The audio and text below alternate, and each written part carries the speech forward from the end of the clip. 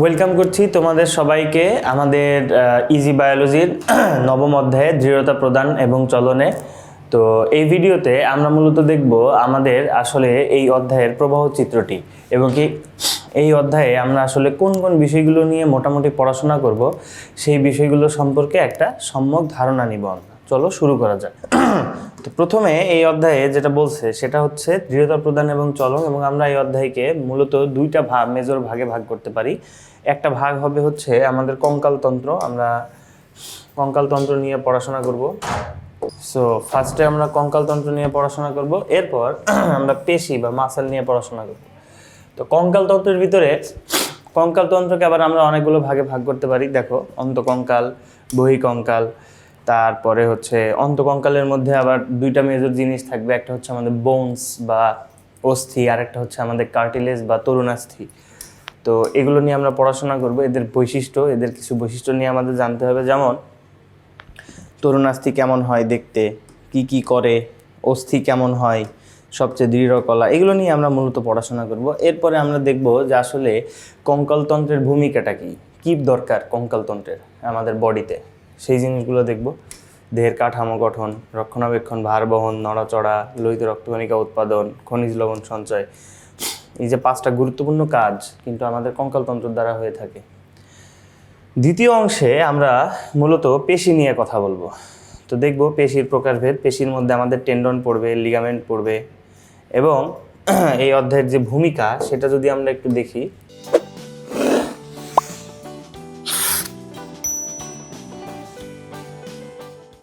আমাদের পেশির যে ভূমিকা, পেশির দরকার কি আসলে, কঙ্কালতন্ত্রের যেমন ভূমিকা বা প্রয়োজন বা সিগনিফিকেন্স আমরা দেখলাম, আমরা এখন দেখব পেশির আসলে প্রয়োজনটা কি।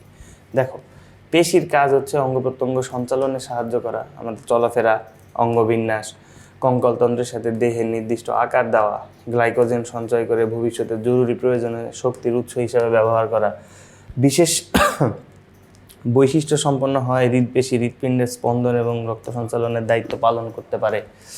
এরপর মলমূত্র ত্যাগ, পরিপাকনালীর মধ্য দিয়ে খাদ্যবস্তুর চলন প্রভৃতি স্বয়ংক্রিয় কাজেও আমাদের পেশি মূলত গুরুত্বপূর্ণ ভূমিকা পালন করে। এরপরে আমরা আমাদের কঙ্কালতন্ত্র রিলেটেড কিছু রোগ দেখব, কিছু রোগ বালাই, কি কি রোগ বা ডিজিজগুলো আমাদের এই কঙ্কালতন্ত্রের হয়ে থাকে, আমরা সেগুলো নিয়ে একটু কথা বলবো। দেখো, আমরা খুবই কমন একটা ডিজিজ নিয়ে কথা বলবো ফার্স্টে, সেটা হচ্ছে অস্টিওপোরোসিস। এটা মূলত আমাদের বাসার বা মা বাবা কিংবা দাদা দাদি, নানা নানি, 50 ঊর্ধ্ব মানুষ যারা, তাদের সকলের ক্ষেত্রেই এই অস্টিওপোরোসিস রোগটা খুবই কমন। তো এটা নিয়ে আমরা মূলত একটু কথা বলবো।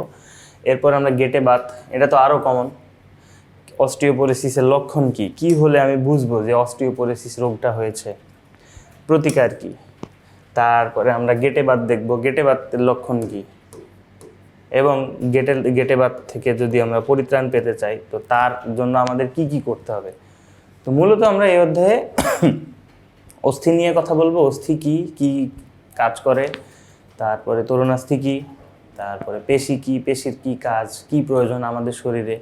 এরপর আমরা কঙ্কালতন্ত্র নিয়ে কিছু রোগবালাই, কিছু ডিজিজ, এই জিনিসগুলো নিয়ে কথা বলবো।